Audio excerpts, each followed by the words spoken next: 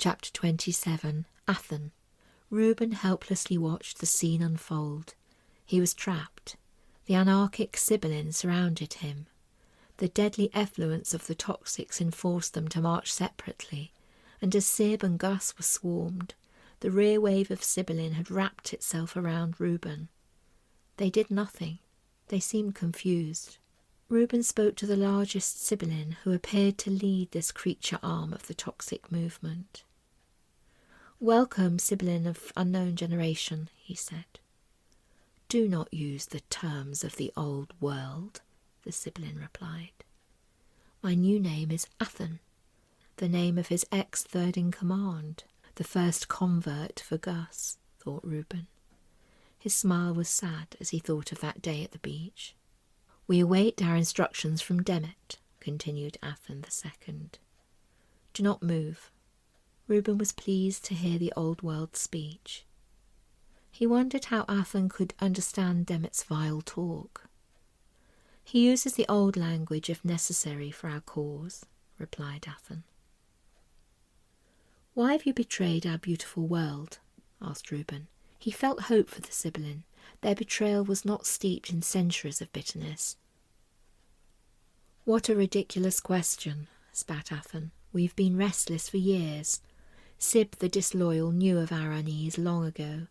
He agreed our lands are harsh, and our enharmonics are of little consequence." Reuben interrupted him. "Your enharmonics are treasured and utterly essential to the balance of the world. You are honoured with enharmonics who support all creatures and plants at the very foundations of our culture." Reuben was mottled with anger. His fondness for the gentle colour changes put him in danger. "Orion of no hope, be silenced," cried Athen, and he snaked out his long tongue. It wrapped itself around Reuben's leg, and he fell winded to the ground. The other Sibyllin cackled and sneered. Reuben thought of Sib. "No use thinking of him," said Athen, leaning over Reuben with his bloodshot eyes. Reuben lay still. He heard the truth in Athen's words. He was sickened with himself. The quest is failing, he thought, for the first time. At that moment all the Sibyllin looked up in unison. Their faces faltered, and Athen stood back to let Reuben up without thinking. Warily Reuben stood. He felt it too. Sib was leaving. His death was like a silence. Reuben knew Sib had not been a popular quest member. He'd seen the dislike of Scrat and the mistrust of Felicity. But Reuben had never given up hope. A Sibyllin is not designed for loyalty, but for circulation, he thought. They circulate the matters of the world, serious or small. Athen picked up his thoughts. "Yes, news and information. We are the gossips and the prattlers, the lovers of all things new."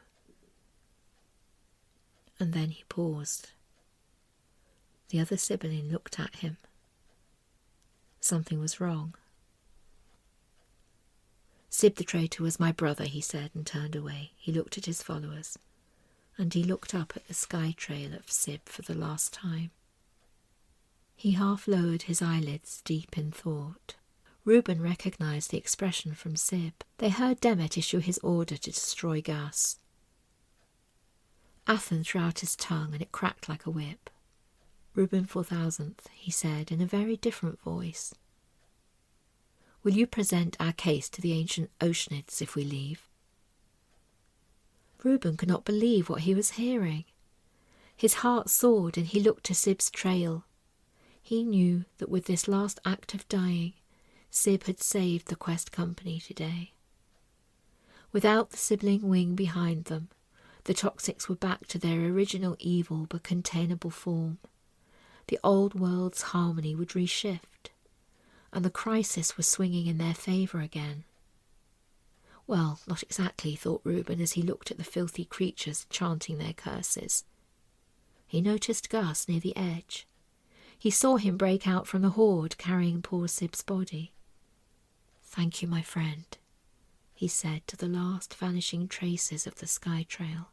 He left and ran to join Gus. Together they united with Georges and Wolfgang, and all four streaked over the hill.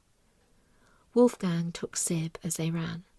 and Reuben and Georges lifted Gus off his spiky feet. "The quest continues," cried Reuben, as they reached the others, panting but safe.